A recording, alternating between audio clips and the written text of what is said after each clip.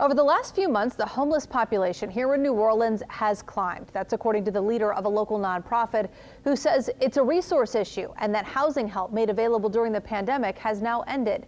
Erica Ferrando has more in tonight's top story.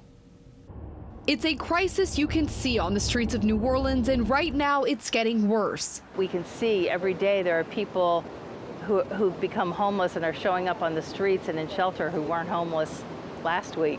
Martha Cagle with Unity of Greater New Orleans is fighting an uphill battle to end homelessness and help people like Helen Madison. A lot of people screaming for help, and we don't have it here. Now clean for 6 years from a heroin addiction that she says led her to homelessness, Madison worries she could be back on the streets. I don't know when the day gonna come when they say pack up, my bills get behind.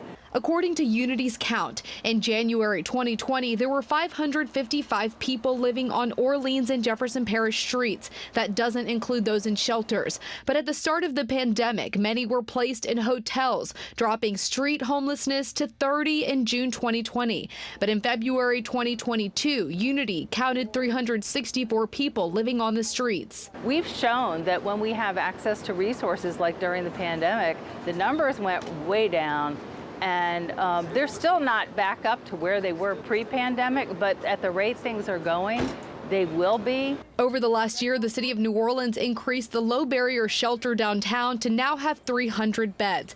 But Cagle says the city needs more rental assistants and case managers. Study after study has shown that an acute shortage of affordable rental housing is the primary driver of homelessness nationwide, and that is certainly true in New Orleans as well.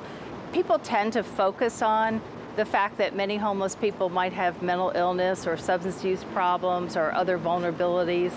And that is often true, but that doesn't explain rates of homelessness. The great first step is kind of acknowledging that this is an issue. Chelsea Nelson graduated with her PhD from UNO in December. For her dissertation, she interviewed 323 people living in homelessness across 15 cities, asking them how they think homelessness should be resolved. My largest takeaway was that individuals themselves do not want to be experiencing homelessness, and while that's the case, many want to share their perspectives on what a solution towards homelessness would be. However, very few individuals have ever been asked to share their input. Madison agrees as she sees her 32-year-old son living on the streets now.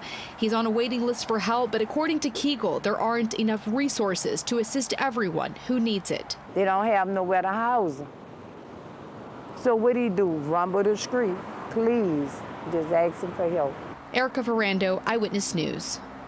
Now, when Unity is able to get someone housed, they often don't have basic needs. You can donate gently used household goods and furniture to the Unity warehouse. We'll have that information on our website.